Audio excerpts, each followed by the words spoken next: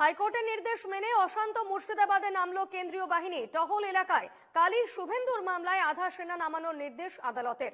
এই মুহূর্তে সেই খবরে আমরা চোখ রাখবো। আধা সেনা নামানোর নির্দেশ দিয়েছে আদালত এবং হাইকোর্টের নির্দেশ মেনেই অশান্ত মুর্শিদাবাদে ইতিমধ্যেই নামানো হয়েছে কেন্দ্রীয় বাহিনী। টহল দিচ্ছে এলাকায়, কেন্দ্রীয় বাহিনী টহল দিচ্ছে এলাকায় এবং গতকালই শুভেন্দুর মামলায় আধা সেনা নামানোর নির্দেশ দেয় আদালত। এই মুহূর্তে আমার সঙ্গে টেলিফোনে রয়েছেন প্রতিনিধি সুমন্ত দাস। সুমন্ত, হাইকোর্টের নির্দেশ মেনে কেন্দ্রীয় বাহিনী নামানো হয়েছে মুর্শিদাবাদে, এই মুহূর্তে কি পরিস্থিতি সেখানে? দেখো, কলকাতা হাইকোর্টের নির্দেশে ইতিমধ্যে সশস্ত্র কেন্দ্রীয় বাহিনী মোতায়েন করা হয়েছে শান্তিগঞ্জ এবং কুচির বেশ কিছু অংশ। কারণ হচ্ছে একটাই, শুক্রবারের পর শনিবার দেখা গেল যে ওয়াকাফ আইন বাতিলের দাবিতে বিক্ষোভকারী কাণ্ড।